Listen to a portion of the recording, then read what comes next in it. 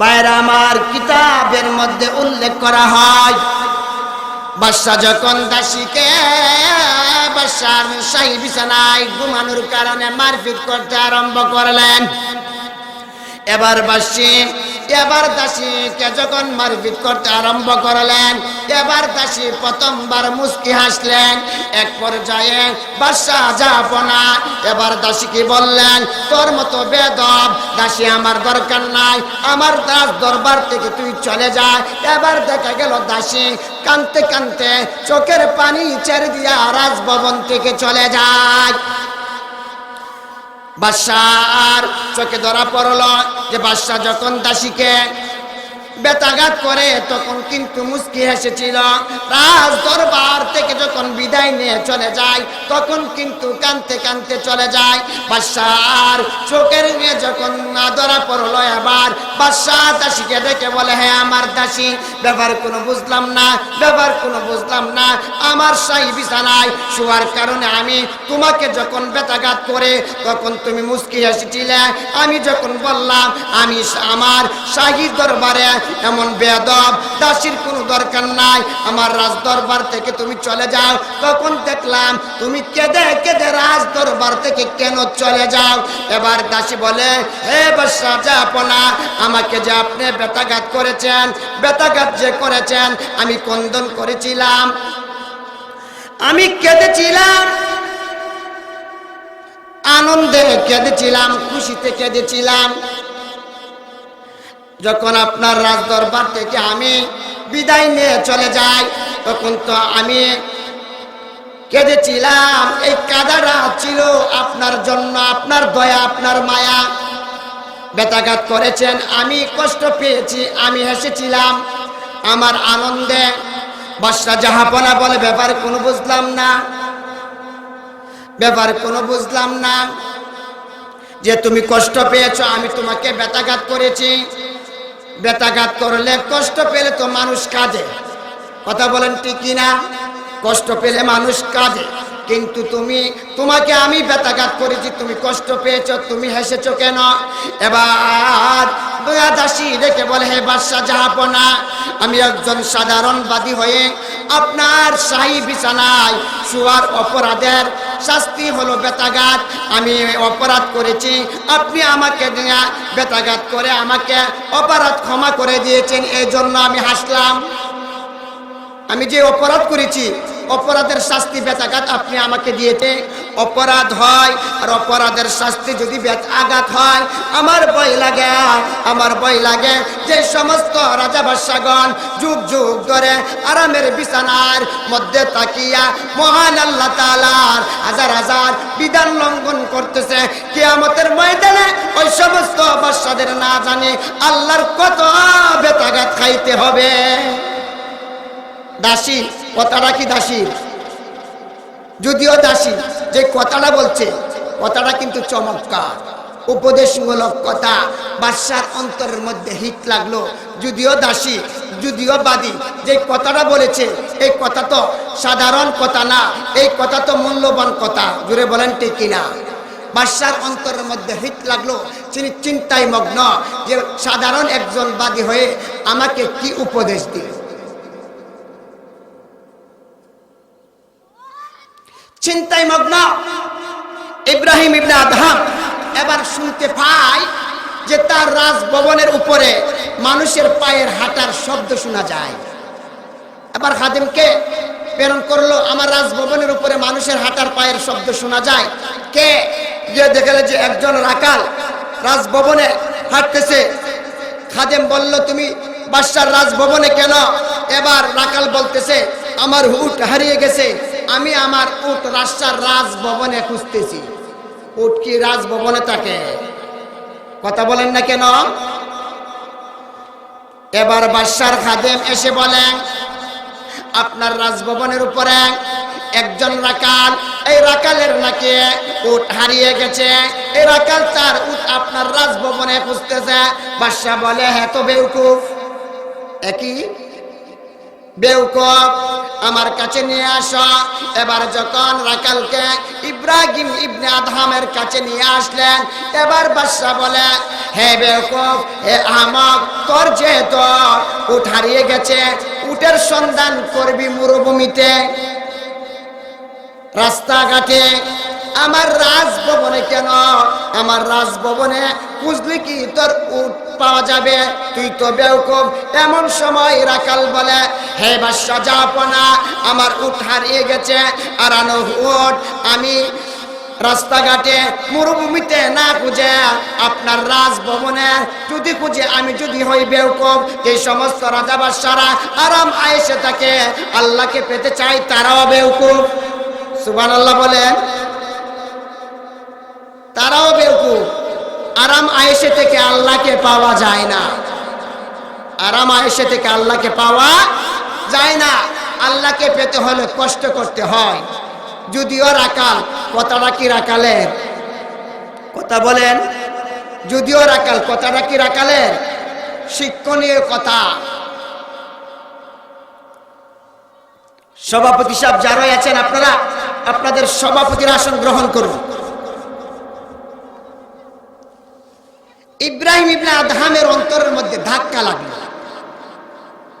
দাসী কি বলল? যদিও দাসী কথা চমৎকার উপদেশ মূলক কথা, যদিও রাখাল কথা যে বলল, এই কথাটা উপদেশমূলক কথা। বাদশার অন্তরে হিট লাগলো। সাথে সাথে রাজ দরবার ফেলে দিয়া আল্লাহর নামের জিকির শুরু করলো। সুবহানাল্লাহ। হেদায়েত পেয়ে গেল। কি হেদায়েত? ইব্রাহিম ইবনে আদহাম হেদায়েত পেয়ে গেল। বলতেছিলাম, হেদায়েতের মালিক আল্লাহ। কারে কোন সময় কোন কথার মাধ্যমে হেদায়েত করেন বলা যায় না। এই ওয়াজ মাহফিল হতে পারে আপনার আমার জন্য নাজাতের উসিলা। জুড়ে বলেন ঠিক কিনা? উপস্থিত হাজিরিন, সূরা আল ইমরানের একখানা আয়াত তেলাওয়াত করেছি। বিশ্বনবী সাল্লাল্লাহু আলাইহি সাল্লামের অসংখ্য অগণিত হাদিস থেকে একখানা হাদিস তেলাওয়াত করেছি। আল্লাহ তাআলা আমাকে আপনাকে ইখলাসের সাথে আমলের নিয়তে কিছুক্ষণ আলোচনা শোনার তৌফিক দান করুন। সকলে বলি আমিন। আল্লাহ বলেন, কুল ইন কুনতুম তুহিব্বুনাল্লাহ, হে নবী আপনি বলুন, যদি তোমরা আল্লাহকে ভালোবাসো, আল্লাহর ভালোবাসার দাবি করে থাকো, তাহলে ফাত্তাবিউনি, আমি মুহাম্মাদের অনুসরণ করো। আমি মুহাম্মাদের অনুসরণ করলে আল্লাহ তোমাদেরকে ভালোবাসবে, তোমাদের গুনাহ আল্লাহ ক্ষমা করে দিবে। দুনিয়া থেকে এমন কোন মানুষ আছে যে আল্লাহকে ভালোবাসে না? কথা বলেন। এমন কোন মানুষ আছে যে আল্লাহকে ভালোবাসে না? সকলেই দাবি করে আল্লাহকে ভালোবাসে, সকলেই দাবি করে রাসূলকে ভালোবাসে। যদিও দেখা যায় ভালোবাসা আর দাবি মিল নাই। ভালোবাসা আর দাবি মিল নাই। উপস্থিত হাজিরিন, আল্লাহ বলেন, হে নবী আপনি আপনার উম্মতকে বলুন, তোমরা যদি আল্লাহকে ভালোবাসো, আল্লাহর ভালোবাসার দাবি করে থাকো, তাহলে তোমরা আমি মুহাম্মাদের ইত্তেবা করো, আমি মুহাম্মাদের অনুসরণ করো। আমি মুহাম্মাদের অনুসরণ করলে আল্লাহ তোমাদেরকে ভালোবাসবে, আল্লাহ তোমাদেরকে ভালোবেসে তোমাদের গুনাহ ক্ষমা করে দিবে। উপস্থিত হাজিরিন, সন্তান পিতাকে ভালোবাসে। সন্তান পিতাকে যে ভালোবাসে, ভালোবাসার দলিল আছে, প্রমাণ আছে। যে সন্তান দাবি করে আমি আমার পিতাকে ভালোবাসি, এই সন্তান যে তার পিতাকে ভালোবাসে কখনোই বোঝা যাবে যখন সন্তানের পিতার বিরুদ্ধে কেউ কথা বলে। যদি এই সন্তান পিতাকে ভালোবাসে, এই সন্তান প্রতিবাদ করে। জোরে বলেন ঠিক কিনা? কথা বলেন ঠিক কিনা? রাসূলকে যারা ভালোবাসে তাদের আলামত হলো, তাদের প্রমাণ হলো, যারা রাসূলকে ভালোবাসে, যখন ওই কোনো নাস্তিক, যখন ওই কোনো মুরতাদ আল্লাহর নবীর বিরুদ্ধে কথা বলে, সুন্নতের বিরুদ্ধে কথা বলে, আল্লাহ সম্পর্কে মন্তব্য করে, যারা ভালোবাসার দাবি করে তারা প্রতিবাদ করে। জোরে বলেন ঠিক কিনা?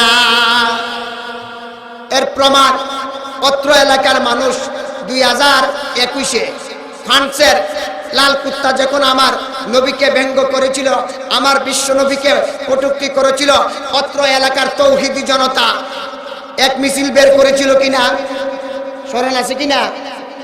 দেখা গেছে সেদিন অত্র এলাকার যুবকদের অন্তরে, মুরব্বী বাবাদের অন্তরে কি পরিমাণ রাসূলের যে ভালোবাসা। উপস্থিত হাজিরিন,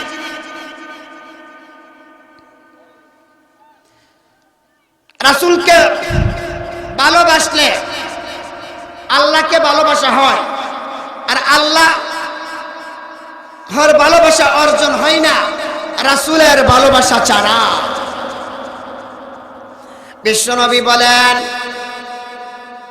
قال النبي صلى الله عليه وسلم لا يؤمن أحدكم حتى أكون أحب إليه من والده وولده والناس أجمعين। বিশ্ব নবী মায়ার নবী বলেন, হে আমার উম্মতেরা, তোমরা ততক্ষণ পর্যন্ত পূর্ণ মুমিন হতে পারবে না যতক্ষণ পর্যন্ত আমি মুহাম্মদকে সবকিছু থেকে ভালো না বাসবে। একজন মুসলমান দাবি করে আমি রাসূলকে ভালোবাসি, এর অর্থ হলো গিয়া আব্বা আম্মা থেকে বেশি ভালোবাসতে হবে, সন্তানাদি থেকে বেশি ভালোবাসতে হবে, ধন সম্পদ থেকে বেশি ভালোবাসতে হবে। যদি বেশি ভালোবাসা না হয়, আল্লাহর রাসূল বলেন লা ইউমিনু, কখনো কখনো মুমিন হতে পারবে না। ভাইরা আমার, এই হাদিসটা শোনার পর হযরতে ওমর রাদিয়াল্লাহু তাআলা আনহু বলেন, ওগো নবীজি, আমি ওমর আপনাকে বেশি ভালোবাসি। ওগো নবীজি, আমি আপনাকে সবচেয়ে বেশি ভালোবাসি। বিশ্বনবী বলে, ওমর একটু বুঝা শোনা করে বলো, সন্তান থেকে বেশি ভালোবাসা যায়, আব্বা আম্মা থেকে বেশি ভালোবাসার দাবি করা যায়, তুমি তোমার জানের চেয়ে বেশি ভালোবাসো, এই কথাটা তুমি বুঝে শুনে বলো। হযরত ওমর একটু চিন্তা করে বলেন, ইয়া রাসূলুল্লাহ, ইয়া হাবিবাল্লাহ, আমি চিন্তা করে বলতেছি গো নবীজি, আমি আমার জানের চেয়ে আপনাকে বেশি ভালোবাসি।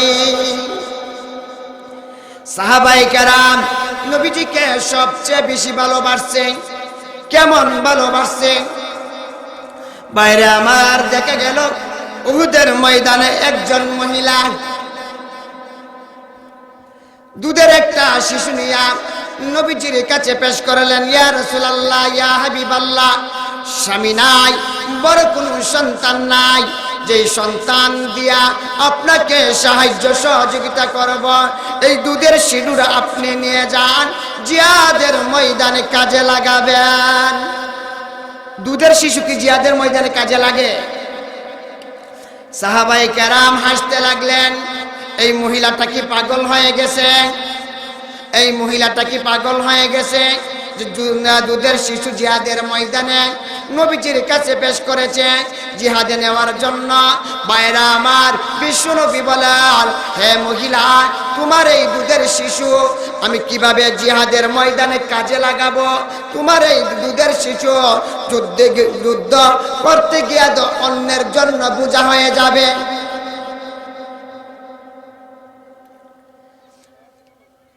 এবার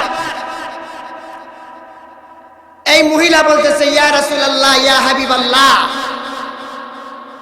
আমি লক্ষ্য করে দেখেছি আমরা যখন চুলায় আগুন ধরাই তখন ছোট ছোট লাকড়িগুলো আগে দিই, ছোট ছোট লাকড়ি দিয়ে আগুন ধরাই, আগুন ধরলে বড় লাকড়ি দিই।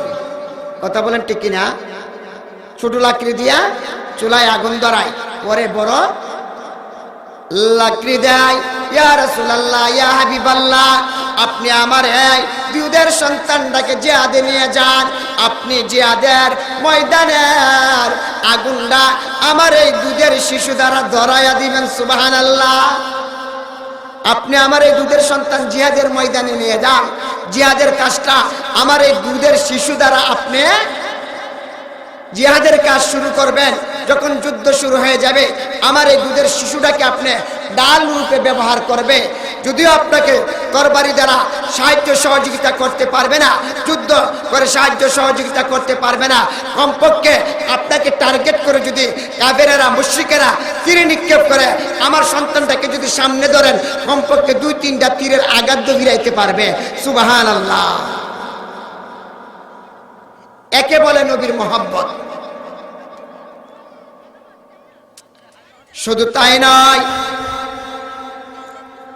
আরেকজন মহিলা জিহাদের ময়দানে বিশ্ব নবীর কাছে চুল পেশ করলেন, মাথার চুল। ওগো নবীজি, আমার সন্তান নাই, আমার সম্পদ নাই, এই চুলগুলো নিয়ে যান, জিহাদের ময়দানে কাজে লাগাবেন। সাহাবায়ে কেরাম হাসতে আরম্ভ করলো, এ কি বলে, চুল জিহাদের ময়দানে কিভাবে কাজে লাগাবো?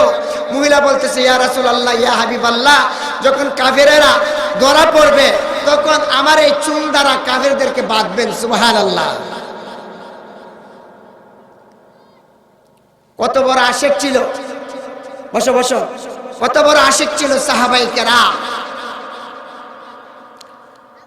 নবীজিকে ভালোবাসার মাপকাঠি হলো রাসূলের সুন্নতকে ভালোবাসা।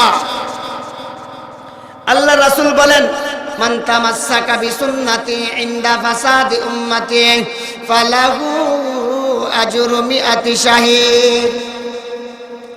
বিশ্বনবী বলেন, আমার উম্মতের ফিতনা ফাসাদের জামানায় যারা আমার সুন্নতকে ভালোবাসবে, আমার সুন্নতের উপর আমল করবে, তাদের প্রতিদান হলো 100 গলা কাটা শহীদের সওয়াব। এই যুগে এই মহানের যুগটা হলো ফিতনা ফাসাদের যুগ। সুন্নতের উপর আমল করলে মানুষেরা টিটকারি মস্কারি করে, কথা বল না, এই আল্লাহর ওলি হয়ে গেছে গা। একটু নফল নামাজ বেশি পড়লে একজন আরেকজনের ইঙ্গিত দেখে আল্লাহর ওলি হয়ে গেছে গা।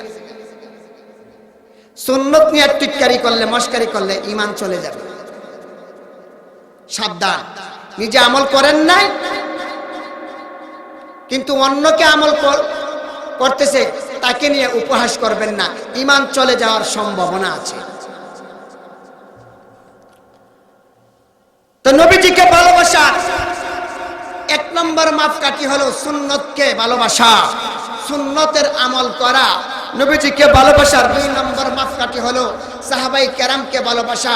আমরা যে নবীজিকে ভালোবাসবো কিভাবে? সাহাবায়ে কেরাম আল্লাহর রাসূলকে ভালোবাসছে যেভাবে, আমরা সাহাবায়ে কেরাম নবীজিকে ভালোবাসবো সেভাবে। সাহাবায়ে কেরামের মতো ঈমান আমাদের হতে হবে। আল্লাহ বলেন, তোমরা যখন ঈমান আনো আমার সাহাবায়ে কেরামের মতো ঈমান আনো। কার মতো? ওয়াইজা কিলা লাহুম আমিনু কামা আমানান নাস, যখন তোমাদেরকে বলা হয় ঈমান আনার জন্য, তোমরা ঈমান আনো আমার সাহাবাদের মতো। সাহাবাদের ঈমান কেমন ছিল দেখেন, সাহাবায়ে কেরামের ঈমান কত শক্তিশালী ছিল, কত মজবুত ছিল। যে মদিনার বাজারে একদিন বিশ্বনবী সাল্লাল্লাহু আলাইহি সাল্লাম এক ইহুদির কাছ থেকে একটা উট খরিদ করলেন। নবীজির কাছে টাকা ছিল না, এই শর্তে, বা ইহুদি তুমি আমার বাড়িতে উটটা পৌঁছিয়ে আমার বাড়ি থেকে টাকা নিয়ে যাবে। ইহুদি লোকটা বিশ্বনবীজির কাছে উট বিক্রি করলো। যখন নবীজি হাঁটে আগে আগে, ইহুদি লোকটা পরে পরে, রাস্তার মধ্যে যখন যায় তখন উটটা ছিল সুন্দর, যেই দেখে চোখ চলে যায়। সকলে বলে, আমি উট কি তুমি বিক্রি করবা? সে ছিল চালাক, আমি উট বিক্রি না করলে বাজারে কি এমনি লইছি? তোমার দাম কত? নবীজির কাছে যত বিক্রি করলেন এর চেয়ে ডাবল বলল, ক্রেতা কিনতে প্রস্তুত। এক পর্যায়ে ইহুদি লোকটা নবীজিকে বলতেছেন, এ মুহাম্মদ, সত্যি ওই তুমি কি আমার কাছ থেকে উট কিনবে? রাসূল কিন্তু উট কিনে ফেলেছেন। নবীজি বলে, ভাই তুমি কি বলো, আমি না তোমার কাছ থেকে উট কিনে ফেলেছি? সে বলে, মুহাম্মদকে তো আটকানো সম্ভব না। এবার এই ইহুদি লোকটা বলে, মুহাম্মদ আমি উট বাকিতে বিক্রি করব না। অথচ উট কি বিক্রি করে ফেলেছে। বিশ্বনবী বলেন, ভাই তুমি কি বলো, তুমি না আমার বাড়িতে পৌঁছার শর্তে উট আমার কাছে তুমি বিক্রি করেছ। মোহাম্মদ, আমি যে তোমার বাড়িতে উট বিক্রি তোমার কাছে বিক্রয় করেছি, তোমার কোনো সাক্ষী আছে? পয়েন্ট ধরছে। বাইরে আমার বিশ্ব নবী মায়ার নবী চিন্তায় পড়ে গেলেন। আকাশের দিকে তাকাইয়া বলে, আল্লাহ, আমি যে এই ইহুদির কাছে উট খরচ করেছে, আমি আর ইহুদি ছাড়া তৃতীয় কোনো মানুষ ছিল না। এখন যে বাইনা ধরেছে, কৌশল ধরেছে, সে সাক্ষী চাই। আল্লাহ, আমার তো সাক্ষী নাই, আর আমি যদি সাক্ষী পেশ না করতে পারে আমি মুহাম্মাদের জবানের মর্যাদা থাকে না। আল্লাহ, তুমি আমার সম্মানের হেফাজত করো। আল্লাহ রাসূলের সম্মানের হেফাজত করতে পারেনি। কথা বলেন, পারেনি। ভাইলা আমার দেখা গেল নবীজি বলে, ও ভাই ইহুদি, আমি তো তোমার কাছ থেকে উট খরিদ করেছি। আর ইহুদি বলি, আমি তোমার কাছে বিক্রয় করি নাই। মানুষের সমাবেশ। বিশ্বনবী সাহাবায়ে কেরামের মধ্যে হযরত খুজাইমা রাদিয়াল্লাহু তাআলা আনহু এসে উপস্থিত। বলে, কি হয়েছে? নবীজি বলে, আমি এই ইহুদির কাছ থেকে উট বাড়িতে পৌঁছার শর্তে খরিদ করেছি, সে এখন সাক্ষী চাই। খুজাইমা রাদিয়াল্লাহু তাআলা আনহু বলেন, এ ভাই ইহুদি, আমি সাক্ষী দিলাম আমাদের নবীজি তোমার কাছ থেকে উট খরিদ করেছে। সুবহানাল্লাহ। এখন বলেন তো দেখি, কে খুশি হবে, কে বেজার হবে? এখন কে খুশি হবে আর কে বেজার হবে? কিছু বুঝা শুনে আলোচনা শুনেন, খালি টানটুন খালি শুনলে হবে না, কিছু বুঝারও তো আছে। এখানে কে খুশি হবে, কে বেজার হবে? নবীজি খুশি হবে না, যেহেতু নবীজির পক্ষে সাক্ষী। বাইরা আমার বিশ্ব নবী বলেন, হে খুজাইমা, তুমি কেন রে মিথ্যা সাক্ষী দাও? আমি যখন ইহুদির কাছ থেকে উট খরিদ করে তুমি তো ছিলে না, তাহলে তুমি কেন মিথ্যা সাক্ষী দাও? নবীজি তো খুশি হওয়ার কথা। জোরে বলেন ঠিক কিনা? কারণ নবীজি ভাবছেন, আমার উম্মত যদি আমার উপস্থিতি ওই মিথ্যা সাক্ষী দেয়, পরে আমার উম্মতের কি হবে অবস্থা? এখন আসেনি মিথ্যা সাক্ষী? কথা বলেন। মিথ্যা সাক্ষী টাকা দিল, মিথ্যা সাক্ষী দিয়ে মামলা ঢুকাই দেয়, আর 10 বছর 12 বছর কোরআনের পাখি জেলের মধ্যে। জোরে বলেন ঠিক কিনা? বাইরা আমার বিশ্ব নবী বলেন, হ্যাঁ খুজাইমা, তুমি কেন মিথ্যা সাক্ষী দাও? আমি যখন ইহুদির কাছ থেকে উট খরিদ করি তো তুমি তো ছিলে না। খুজাইমা বলে, ইয়া রাসূলুল্লাহ, আল্লাহর কসম করে বলি, আপনি এই ইহুদির কাছ থেকে উট খরিদ করেছেন। সুবহানাল্লাহ। মিথ্যা সাক্ষী, মিথ্যা সাক্ষীকে মজবুত করার জন্য আল্লাহর নামে শপথ। গুনাহ কিন্তু ডাবল। 1 নম্বর মিথ্যা সাক্ষী, 2 নম্বর মিথ্যা সাক্ষীকে মজবুত করার জন্য আল্লাহর নামে শপথ। বিশ্বনবী বলেন, হ্যাঁ খুজাইমা, 1 নম্বর তোমার সাক্ষী মিথ্যা, 2 নম্বর তোমার সাক্ষীকে মজবুত করার জন্য আল্লাহর নামে শপথ কেন করছ? দ্বিতীয়বার খুজাইমা রাদিয়াল্লাহু তাআলা আনহু বলেন, ইয়া রাসূলুল্লাহ, ইয়া হাবিবাল্লাহ, আমি আল্লাহর নামে শপথ করে বলি, আপনি এই ইহুদির কাছ থেকে উট খরিদ করেছেন। সুবহানাল্লাহ বলেন। তৃতীয়বারও নবীজি খুজাইমা বলেন, কিন্তু বিশ্ব নবীজি সাক্ষী গ্রহণ করে না, কারণ সে তো উপস্থিত ছিল না। একই রে বসো। বাইরা আমার আল্লাহ রাব্বুল আলামিন বলেন, ও জিবরাইল আলাইহিস সালাম, আমার পক্ষ থেকে আমার বন্ধুকে সালাম জানায়া দাও। আমার বন্ধুকে গিয়া বলো, খুজাইমা যে সাক্ষী দিচ্ছে আমার বন্ধু গ্রহণ করে নাই, আমি আল্লাহ গ্রহণ করলাম। সুবহানাল্লাহ। আমার বন্ধুকে জানায়া দিল, আমার বন্ধুর শরীয়তে কোনো কিছুর পক্ষে সাক্ষ্য দিতে হইলে 2 জন সাক্ষী লাগবে। কয়জন? কোনো কিছু সাব্যস্ত করতে হলে 2 জন সাক্ষ্য লাগবে। 2 জন পুরুষ অথবা 1 জন পুরুষ, 2 জন মহিলা। কিন্তু আমার বিশ্বনবীর সাহাবী খুজাইমা কোনো বিষয়ে একা সাক্ষী দিলেই যথেষ্ট। সুবহানাল্লাহ। মর্যাদা বাড়ছে কিনা? কথা বলেন। মিথ্যা কথা বললে কি মর্যাদা বাড়ে? হ্যাঁ? বিশ্বনবী চিন্তায় পড়ে গেলেন, ব্যাপার কোনো বুঝলাম না। আমার সাহাবী হুযাইমা মিথ্যা সাক্ষী দিয়েছেন। মিথ্যা সাক্ষীকে মজবুত করার জন্য আল্লাহর নামে শপথ করেছে, অথচ দেখা যায় আল্লাহ তার সাক্ষীও গ্রহণ করেছে এবং তার মর্যাদাও বাড়ায়া দিয়েছে। সুবহানাল্লাহ। বিশ্বনবী বলেন, হে হুযাইমা আমার কাছে আসো, তুমি সত্যি করে বলো তো দেখে, আমি যখন ইহুদির কাছ থেকে উট খরিদ করে তুমি কি উপস্থিত ছিলে? হুযাইমা বলে, আমি উপস্থিত ছিলাম না। বিশ্বনবী বলেন, তাহলে তুমি কিভাবে মিথ্যা সাক্ষী দাও? আবার মিথ্যা সাক্ষী মজবুত করার জন্য আল্লাহর নামে শপথ করো, অথচ দেখা যায় আল্লাহ তোমার সাক্ষী গ্রহণ করেছে। আল্লাহ শুধু তোমার সাক্ষী গ্রহণ করে নাই, তোমার মর্যাদা বাড়ায়া দিয়েছে। ব্যাপার কোনো বুঝলাম না। হযরত হুযাইমা বলে, ইয়া রাসূলুল্লাহ, ইয়া হাবিবাল্লাহ, আমি কিছুদিন আগে ইসলাম গ্রহণ করেছিলাম। আমি যে ইসলাম গ্রহণ করেছি আপনার কথা মতো আপনি বলেছেন লা ইলাহা ইল্লাল্লাহ, আল্লাহ ছাড়া কোনো মাবুদ নাই। জান্নাত, জাহান্নাম, কবর, হাসর, ফুলসিরাত, মিজান এগুলোর উপর না দেখে বিশ্বাস করতে হয়। কথা বলেন ঠিক কিনা? দেখছেন? কথা বলেন দেখছেন? ইয়া রাসূলুল্লাহ, ইয়া হাবিবাল্লাহ, আপনার কথা মতো যদি আমি কবর জগতের উপর বিশ্বাস করতে পারি, ফুলসিরাত, মিজান, হাসর, জান্নাত, জাহান্নাম বিশ্বাস করতে পারি, আল্লাহকে দেখা যায় না, আল্লাহকে বিশ্বাস করতে পারি, তাহলে আপনি যে বলেছেন এই ইহুদির কাছ থেকে উট খরিদ করেছেন, আপনার এই কথাটা কেন আমি বিশ্বাস করতে পারবো না? সুবহানাল্লাহ। দেখছেন সাহাবীদের কেমন ঈমান? আল্লাহ বলেন, এই ওয়াইদা কিলা লাহুম আমিনু কামা আমানান নাস, যখন তোমাদেরকে বলা হয় তোমরা ঈমান আনো, সাহাবাদের মতো ঈমান আনো। কেমন মজবুত ঈমান! কথা বলেন, কেমন মজবুত ঈমান! ভাইরা আমার, রাসূলকে ভালোবাসতে হবে সাহাবায়ে কেরামের মাধ্যমে, রাসূলকে ভালোবাসতে হবে সুন্নত পালনের মাধ্যমে। বিশ্বনবীর সাহাবায়ে কেরাম নবীজিকে জানের চেয়ে, পানের চেয়ে, আত্মীয় স্বজন থেকে বেশি ভালোবাসে। এর একটা দৃষ্টান্ত আমি আপনাদের সামনে উপস্থাপন করতে চাই। শুধু পুরুষ সাহাবীরা না, মহিলা সাহাবীরাও রাসূলকে যে ভালোবাসে এর দৃষ্টান্ত অগণিত। ভাইরা আমার,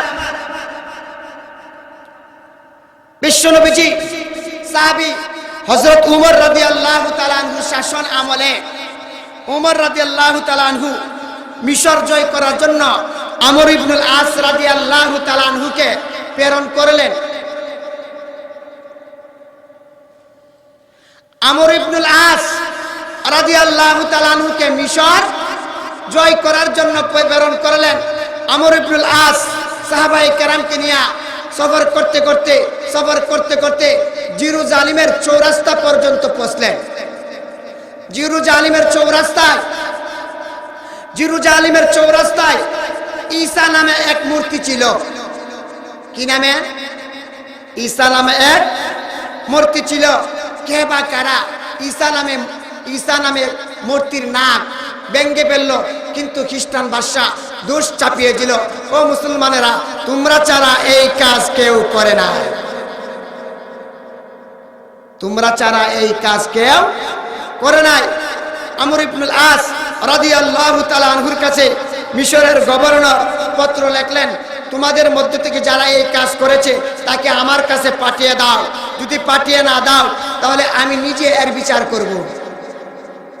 বিশ্বনবীর সাহাবী আমর ইবনুল আস রাদিয়াল্লাহু তাআলা আনহু সাহাবায়ে কেরামকে জিজ্ঞাসা করলেন, তোমরা কেউ কি এই কাজ করেছো? সমস্ত সাহাবায়ে কেরাম বললেন, না, আমরা এই কাজ করি নাই। এবার আমর ইবনুল আস রাদিয়াল্লাহু তাআলা আনহু মিশরের গভর্নরের কাছে পত্র লিখলেন, এই কাজ তো আমাদের মধ্যে কেউ করে নাই, কিন্তু তুমি তো ওয়াদা করেছো এর প্রতিশোধ গ্রহণ করবে। প্রতিশোধ কিভাবে গ্রহণ করবে? মিশরের বাদশা বলল, খ্রিস্টান বাদশা, যে আমিও মুহাম্মদ নামে এক মূর্তি বানাবো। নাউজুবিল্লাহ বলেন, আমাদের নবীজির নামে যদি কোনো মূর্তি বানায় আমাদের কি সম্মান থাকবে? কথা বলেন, থাকবে? আর কোন মুসলমান কি মেনে নিতে পারে? জোরে বলেন ঠিক কিনা? আমর ইবনুল আস রাদিয়াল্লাহু তাআলা আনহু যখন শুনলেন, তিনি বলেন, আমি জীবদ্দশায় যদি আমার নবীর নামে মূর্তি বানাই, আমার নবীকে ব্যঙ্গ করে, আমি তার চেয়ে মরা ভালো। এবার তিনি পত্র লিখলেন যে তোমাদের খ্রিস্টান বাদশা নাক আমি কেটেছি, প্রতিশোধ গ্রহণ করতে হলে আমার নাকটা কেটে প্রতিশোধ গ্রহণ করো, আমার নবীকে তোমরা বেইজ্জতি করিও না। বাইরা আমার, নির্ধারিত একটা সময় করলেন, অ্যালাউন্সের মাধ্যমে জানায়া দিলেন মিশরে আমাদের ঈসা নবীর নাক বিশ্ব নবীর সাহাবী আমর ইবনুল আস সে কেটে দিয়েছেন, এর প্রতিশোধ গ্রহণ করা হবে অমুক তারিখে। 3 লাখ খ্রিস্টান একত্রিত হলো, বিশ্ব নবীর সাহাবী আমর ইবনুল আস রাদিয়াল্লাহু তাআলা আনহুকে ফাঁসির মঞ্চে তুলিয়ে তার তাজা নাকটা কেটে দেওয়া হবে। ভাইরা আমার, সাহাবায়ে কেরামের মধ্যে কান্নার রুল পড়ে গেল, সমস্ত সাহাবায়ে কেরাম কাঁদতেছেন। এই বিশ্ব নবীর সাহাবী আমর ইবনুল আস, আপনি কেন জেনে শুনে এই দায়িত্বটা নিয়েছেন?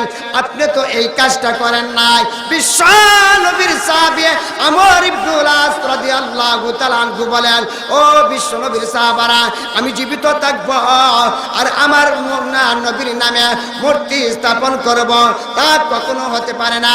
এবার আমর ইবনুল আস রাদিয়াল্লাহু তাআলা আনহু ফাঁসির মঞ্চের দিকে আগাইতেছে, ফাঁসির মঞ্চের দিকে আগাইতেছে। এবার খ্রিস্টান বাদশা জল্লাদকে আদেশ করলেন, আমর ইবনুল আসকে ফাঁসির মঞ্চে তুলিয়া তার তাজা নাকটা কেটে দাও। বাইরা আমার, জল্লাদ যখন তার এই আদেশটা পালন করবে, দেখা গেল জল্লাদ 1 কদম সামনে একবারে, 2 কদম পিছনে, জল্লাদের চোখ দিয়া পানি পড়তেছে। এবার খ্রিস্টান বাদশা বলে, ব্যাপারে কোনো বুঝলাম না, তুমি তোমার কাজ করতে তো এমন কোনোদিন দেখি নাই, আজকে কেন তুমি এই কাজটা করতেছ? উপস্থিত এই কাজ করবে, বিশ্বনবীর সাহাবীকে ফাঁসির মঞ্চে ঝুলবে। খ্রিস্টানদের মধ্য থেকে এক মুরব্বী দাঁড়ায়া বলে, ও খ্রিস্টান বাদশা, ও খ্রিস্টান বাদশা, বিশ্বনবীর সাহাবী আমর ইবনুল আসের তাজা নাক কাটার আগে আমার তাজা নাক কাটে তোমরা প্রতিশোধ গ্রহণ করো। সুবহানাল্লাহ। এই কাজ বিশ্বনবীর সাহাবী আমর ইবনুল আস করে নাই, এই কাজ আমি করেছি একটু পরীক্ষা করার জন্য যে মুসলমানদের অন্তরে নবীজির ভালোবাসা কত, প্রমাণ করে দিয়েছে তারা সবচেয়ে বেশি আল্লাহকে ভালোবাসে। জুড়ে বলেন ঠিক কিনা? জুড়ে বলেন ঠিক কিনা? আমাদের ভালোবাসাটা হতে হবে ও সাহাবায়ে কেরামের মতো। নির্ধারিত সময়ে 9টার সময় মামুন ভাইকে নিয়ে আইসো, কর্তৃপক্ষ যারা আছেন 9টার সময় মামুন ভাইকে নিয়ে আইসেন।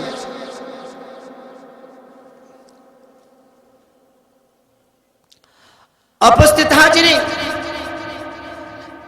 নবীজি বলেন, লা ইউমিনু আহাদুকুম হাত্তা আকুনা আহাব্বা ইলাই, তোমরা ততক্ষণ পূর্ণ মুমিন হতে পারবে না। সালাম।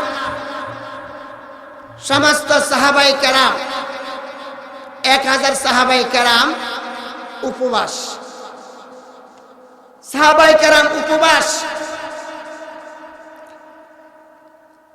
সমস্ত সাহাবায়ে কেরাম ক্ষুধার যন্ত্রণায় কোমরে গামছা বাঁধলেন, পেটে পাথর বাঁধলেন যাতে কাম করতে শক্তি হয়। এমন যারা কৃষি কাজ করে কিনা? করেনি? বলে গামছা বাঁধছে করে কোমরে যাতে কাম করতে একটু শক্তি লাগে। বাইরে আমার, হঠাৎ করে দেখা যায় সাহাবায়ে কেরামের মধ্যে কিছু সাহাবীরা নবীজির কাছে বলে, ইয়া রাসূলুল্লাহ, ইয়া হাবিবাল্লাহ, কয়েকদিন হয়ে গেছে আমাদের খাবারের ব্যবস্থা হয় নাই, খাবারের যন্ত্রণায় আমি যাতে একটু শক্তি পাই, আমাদের পেটে পাথর বেঁধে নিয়েছে, আপনি একটু খাবারের ব্যবস্থা করবেন কিনা? আল্লাহু আকবার। এবার বিশ্বনবী মায়ার নবী বলেন, ও আমার সাহাবারা, খাবারের যন্ত্রণায় তোমরা পেটে পাথর বাঁধছো একটা, আমি মুহাম্মাদের পেটে পাথর বাঁধা 2টা। ভাইরা আমার, সাথে সাথে সাহাবায়ে কেরামের মধ্যে হযরত জাবের রাদিয়াল্লাহু তাআলা আনহু উপস্থিত ছিলেন। হযরত জাবের রাদিয়াল্লাহু তাআলা আনহু তিনি সইতে পারলেন না, বিশ্ব নবীজিকে বলেন, নবীজি গো, আমি জাবেরের বাড়িতে আপনার দাওয়াত। সুবহানাল্লাহ, আমি জাবেরের বাড়িতে আপনার দাওয়াত দিয়ে জাবের দৌড় দিয়েছে। বাড়িতে গিয়া বলে, স্ত্রী গো, খন্দকের যুদ্ধে দেখে আসছে নবীজির পেটে 2টা পাথর বাঁধা। আমি যখন নবীকে দাওয়াত দিয়ে আসছে, নবীর পেটে পাথর বাঁধা দেখে আমি সইতে পারি নাই।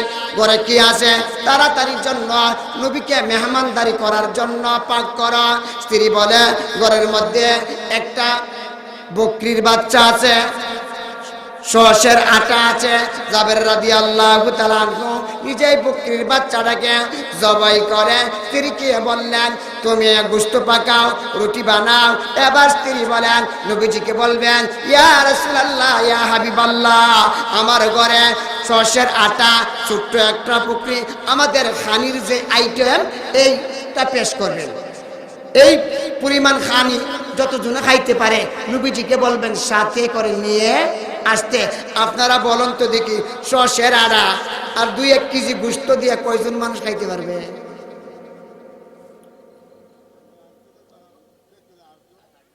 আটজন কি বলে? এমনও তো মানুষ এখনো আছে 1 কেজি গোশত খাইবে লাগে। ভাইরা আমার, নবীজি খন্দকের যুদ্ধে হযরত জাবের রাদিয়াল্লাহু তাআলা আনহু খন্দকের যুদ্ধে গিয়ে বলেন, ইয়া রাসূলুল্লাহ, ইয়া হাবিবাল্লাহ, সরষের আটা, একটা বকরি, 2-2.5 কেজি গোশতের পরিমাণ, ইয়া রাসূলুল্লাহ, আপনাকে দাওয়াত। আপনার সাহাবীর মধ্যে যতজন এই পরিমাণে খাবারে হয় তাদেরও দাওয়াত। বিশ্বনবীজি ঘোষণা দিলেন, 1000 সাহাবায়ে কেরামকে, ও আমার সাহাবারা, তোমাদের ভাই জাবেরের বাড়িতে তোমাদের সকলের দাওয়াত। আর একটু জোরে বলেন না। ভাইরা আমার, জাবের রাদিয়াল্লাহু তাআলা আনহু যখন বকরি জবাই করেছে, জাবের রাদিয়াল্লাহু তাআলা আনহু 2টা ছেলে দেখেছিল। 2টা ছেলে দেখেছিল। জাবের কিন্তু নবীজির কাছে চলে আসছে। এবার এক ভাই আরেক ভাইকে বলে, ও ভাই, দেখছুনি আব্বা নবীজিকে দাওয়াত খাওয়ানোর জন্য কিভাবে বকরি জবাই করছে, কত ইস্যু, আমি তোকে দেখাই। এবার এক ভাই শুনল, আরেক ভাই চালিয়ে দিল, জবাই হয়ে গেল। ভাইরা আমার, মা রান্নার কাজে ব্যস্ত, হঠাৎ করে তাকাইয়া দেখে যে এক সন্তান আরেক সন্তানকে জবাই করে ফেলেছে। মা যখন দেখে ফেললেন, এবার বড় ছেলেটা মা থেকে পালানোর জন্য উপরে উঠতে চাইল, উপর থেকে পরে দ্বিতীয় সন্তানটাও মারা গেল। ভাইরা আমার, নবীর ভালোবাসা, নবীর মহব্বত কেমন ছিল! 2টা সন্তান মুহূর্তের মধ্যে যদি আল্লাহ রাস্তায় শহীদ হয়ে যায়, কোন মা কি মেনে নিতে পারে? কথা বলেন, মেনে নিতে পারে? জাবের রাদিয়াল্লাহু তাআলা আনহু স্ত্রী বলেন, আমার জন্য পরীক্ষা, সন্তান হারাইলে সন্তানের ব্যথা ভুলে যাওয়া যাবে। বিশ্ব নবী যদি আমার বাড়িতে এসে না খেয়ে ফিরে যান, এই ব্যথা ভোলা যাবে না। 2টা সন্তানকে চাদর দিয়া ঘুম পাতায়া রাখলেন। জাবের রাদিয়াল্লাহু তাআলা আনহু খন্দকের যুদ্ধে গিয়ে ঘোষণা দিলেন, ওগো নবীজি, আপনি আর আপনার সাথী এই পরিমাণ খাবার। বিশ্বনবী কিন্তু ঘোষণা দিলেন 1000। সাহাবীর অন্তরের মধ্যে পানি নাই। সরষের আটা, 2-2.5 কেজি গোশত কয়জন মানুষে খাবে? কিন্তু নবীজি তো ঘোষণা দিয়েছেন 1000। ভাইরা, জাবের রাদিয়াল্লাহু তাআলা আনহু দৌড় দিছে বাড়িতে, স্ত্রী গো, উপায় নাই, স্ত্রী আজ্জা উপায় নাই। ও কি? আমি নবীজিকে জানানোর সাথে সাথে নবীজি তো ঘোষণা দিয়েছে 1000 সাহাবায়ে কেরামকে। স্ত্রী বলেন, আর তুমি কি পুরা ঘটনাটা নবীজির কাছে খুলে বলছো? বলে, হ্যাঁ, আমি বলেছি সরষের আটা, 2-2.5 কেজি গোশত। এরপর নবীজি 1000 সাহাবায়ে কেরামকে দাওয়াত দিছে। বলে, হ্যাঁ, তোমার চিন্তার কোনো কারণ নাই। সুবহানাল্লাহ। ইহা থেকে বুঝলেন, প্রথম যেই কথাটা আমি বলতে চাই, যে জাবের রাদিয়াল্লাহু তাআলা আনহু দাওয়াত দিতে গিয়া প্রথমে নবীজিকে দিছে। কিন্তু পরামর্শ করছে স্ত্রীর সাথে, রাসূলের মহব্বতে হয় দাওয়াত দিয়েছে। স্বামী স্ত্রী কোনো কাজ করতে গিয়া পরামর্শ করা রাসূলের সুন্নত, পরামর্শ করা রাসূলের সুন্নত। কিন্তু রায় ফাইসালা দিবে স্বামী, কি রায় ফাইসালা দিবে স্বামী। কিন্তু আমরা তো হেড অফিস মানি হিলারে, কথা বলেন ঠিক কিনা, অফিসার মানি, অফিসার তো মানবই। কারণ আনার সময় যে 1 লাখ 2 লাখ ফ্রিজ মোটরসাইকেল মানে মুরসা দিলে কত জেলের ভাত খাওয়াইলাম, কথা বলেন ঠিক কিনা। কোন কাজ করতে গিয়া পরামর্শ করা, স্বামী স্ত্রী পরামর্শ করে, রায় দিবে কে? স্বামী, কথা বলেন কে রায় দিবে? স্বামী। আর সবসময় স্ত্রীর কথা শুনলে লজ্জারা লাভ হবে না, কি লজ্জারা, লজ্জারা কি লাভ হবে না। এক বাদশা ছিল, বাদশার স্ত্রী ছিল হার কিফটা, কি কিফটা। এক জেলে মাছ, তার জালের মধ্যে মাছ ধরা পড়লো। এবার সে বলতেছে এই মাছটা বাজারও নিলে না 300 টাকা, 300 টাকা বেচা যাবে। কিন্তু বাদশার বাড়িতে যদি আমি মাছটা নিয়ে যাই বলা যায় না 300 জায়গা, যেহেতু বাদশা 500 টাকা আমাকে দিতে পারে। বাদশার বাড়িতে নিয়ে গেল, বাদশা 500 টাকা তাকে দিল, কিন্তু বাজারের দাম 300। স্ত্রী দেখে বলে হ্যাঁ বাজারে বেশ সর্বোচ্চ এই মাছটার দাম হবে 300, আপনি যে 500 দিলেন কারে? সে তো আমার জন্য নিয়ে আসছে, সারাদিন পরিশ্রম করে পানির মধ্যে মাছ ধরে, তো 300 জায়গায় 500 200 টাকা অতিরিক্ত দিলাম, তো কি হয়েছে? কত হলে এই মাছ কি তুমি ভাগ করবা না আমি ভাগ করবো না? আমি এই মাছ ভাগ করবো না। তখন কি করবা? তারে ফেরত আনো। মাছ কিভাবে ফেরত দেওয়া যায় এই কৌশল আমার জানা আছে। এদিকে এবার বাদশা কথা মতে এবার জেলে চলে আসলো। এবার বলে কৌশল অবলম্বন করো। এবার স্ত্রী বলতেছে এই জেলেকে জিজ্ঞাসা করো যে তার মাছ পুরুষ না মহিলা, কি মাছ পুরুষ না মহিলা? জেলে বলে এটা তো পুরুষ। এই বাদশা জিজ্ঞাসা করে মাছ পুরুষ না মহিলা, মাছের মধ্যে পুরুষ মহিলা আছে, এটা তো রানীর চালাকি। এবার জেলে বলে আমার মাছ বাদশা জাহাপনা, আমি এমন একটা মাছ আপনাকে উপহার দিয়েছি যেই মাছটা পুরুষও না মহিলাও না।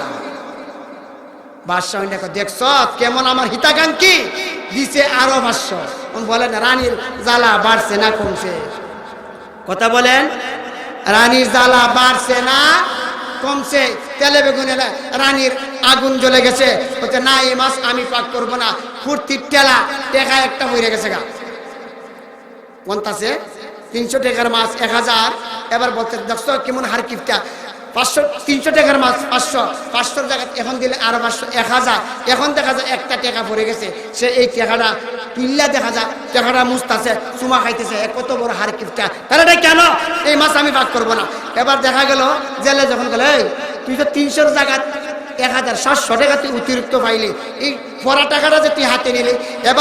এবার জেলে বলতেছে বাদশা জাহাপনা এই যে টাকাটা পড়ছে এই টাকার মধ্যে আপনার ছবি, আর আপনার ছবি যদি রাস্তার মধ্যে পড়ে থাকে মানুষেরা যদি পারায় তাহলে আপনার সম্মানের মধ্যে আঘাত আসবে। আমি চাই না আপনার চেহারার মধ্যে মানুষেরা পারা। বাদশা খুশি আরে দিছে 500। কোন রানীর কি জ্বালা বাড়ছে না কমছে? হ্যাঁ, স্ত্রীর কথা শুনবেন তো দেখবেন মাঝে মাঝে 300 জায়গা 1500 দিতে হইল। এর জন্য যে কোনো বিষয়ে স্বামী স্ত্রী মনে করেন যে কোনো পাড়া প্রতিবেশী একটা বিবাহের দাওয়াত দিল, দাওয়াত যখন দিল ইডার কিন্তু আনা নেওয়া, আপনি যত দিয়েবেন ভিক্ষা রাখবো আপনার বেলা অতই দিব। কথা বলেন ঠিক কিনা? পরামর্শ করবেন কত দেওয়া যায়, মুখের বাড়ি যে দেওয়া গেল তখন স্ত্রী বলবো, আপনি বলবেন শেষ পর্যন্ত আপনারা এটা কি প্রাধান্য দিবেন। ভাইরা আমার, বিশ্ব নবীর মেয়ের সাহাবী মহিলা সাহাবী হযরত জাবের রাদিয়াল্লাহু তাআলা আনহুর স্ত্রী চিন্তায় পড়ে গেলেন, আমার দুইটা সন্তান যে মুহূর্তের মধ্যে বিদায় হয়ে চলে গেল, এখন যদি আমি কান্না আরম্ভ করে তাহলে তো রান্না বান্নার কাজ করা যাবে না, আর বিশ্বনবীজি যদি আমার বাড়িতে এসে না খেয়ে চলে যান আমার জন্য তো শুভ হবে না। আমার ভাইরা, বিশ্বনবীজি 1000 সাহাবায়ে কেরামকে নিয়ে জাবের রাদিয়াল্লাহু তাআলা আনহুর বাড়িতে এসে খানার মধ্যে বসে গেলেন। আল্লাহ রাব্বুল আলামিন বলেন, ও জিবরাইল আলাইহিস সালাম, আমার বন্ধুকে গিয়ে সালাম জানায় বলো আমার বন্ধু যেন জাবেরের দুইটা ছেলেকে সাথে নিয়ে খানা খান। আর একটু জোরে বলেন। ভাইরা আমার, বিশ্বনবীজি বলেন, জাবের তোমার না দুইটা ছেলে আছে, তোমার দুইটা ছেলে কোথায়? এবার জাবের বলে, শ্রী গো আমাদের যে দুইটা ছেলে আছে এই দুইটা ছেলে কোথায়? এবার স্ত্রী টেনশনে পড়ে গেলেন, এখন আমি যদি বলে আল্লাহ রাস্তায় শহীদ হয়ে গেছে তাহলে নবীজি আর খানা খাবেন না, আর নবীজি খানা না খেয়ে আমার বাড়ির থেকে চলে যাবে, তা হতে পারে না। সন্তানের বিরহ বেদনা ভুলে থাকা যায়, বিশ্ব নবীকে কষ্ট দেওয়া যায় না। তিনি জবাব দিলেন, আমাদের সন্তান ঘুমিয়ে আছে। সন্তান মিথ্যা কথা বলছে, কথা বলেন। বাইরে আমার বিশ্বনবী বলেন হ্যাঁ জাবের তোমার যে দুইটা সন্তান ঘুমিয়ে আছে কোথায়? এবার রাসূল বলেন, সন্তান দুইটাকে দেখাও। স্ত্রী বলেন, চেষ্টা করেছিলাম লুকিয়ে রাখার জন্য কিন্তু পারলাম না। এবার সমস্ত ঘটনা ব্যক্ত করলেন। আল্লাহু আকবার। ঘটনা যখন রাসূলের কাছে ব্যক্ত করলেন, আল্লাহু আকবার, রাসূল চিন্তায় পড়ে গেলেন। আল্লাহ রাব্বুল আলামিন বলেন, ও আমার বন্ধু, আপনি জাবেরের দুইটা সন্তানকে ডাক দিতে দেরি হবে, আমি আল্লাহর হুকুমে জিন্দা হতে দেরি হবে না। ভাইরা আমার, এবার বিশ্বনবীজি দুইটা সন্তানকে যখন ডাক দিলেন, বিইজনিল্লাহ আল্লাহর হুকুমে জিন্দা হয়ে যাও, মুহূর্তের মধ্যে জিন্দা হয়ে গেল। সুবহানাল্লাহ। বিশ্বনবী ঘোষণা দিলেন, সাহাবায়ে কেরাম তোমরা যখন খানি শুরু করবে, কি পরিমাণ কথা বলেন, নারায়ে তাকবীর,